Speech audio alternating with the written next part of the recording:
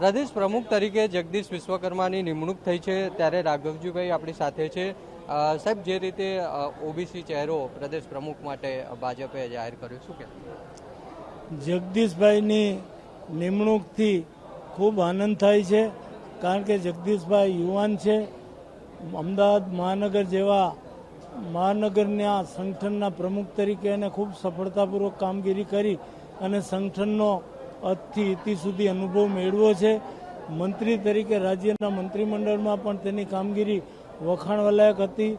આવા એક યુવાન વ્યક્તિને સરકાર અને સંગઠન બંને સાથે જેને કામ કર્યું છે અને અનુભવ મેળવ્યા છે, એવી વ્યક્તિને પ્રદેશના પ્રમુખ તરીકે પસંદગી થાય તો સ્વાભાવિકપણે એનાથી પક્ષને ફાયદો થાય। મને એનો ખૂબ આનંદ છે। સંગઠન કેટલું મજબૂત થાય?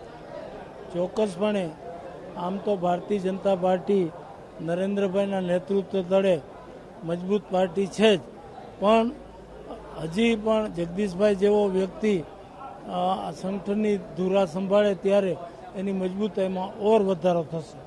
એટલે આ રીતે સંગઠન હજુ વધુ મજબૂત બનશે તેવું જે રાઘવજીભાઈ પટેલ છે તેમનું કહેવું છે, અને જગદીશ વિશ્વકર્માની નિમણૂક છે તેનાથી સંગઠન વધારેમાં વધારે મજબૂત થશે તેવો તેમનો આશાવાદ છે। કેમેરામેન ધર્મેન્દ્રસિંહ સોલંકી સાથે મૌલિક ઉપાધ્યાય, TV 13 ગુજરાતી, ગાંધીનગર।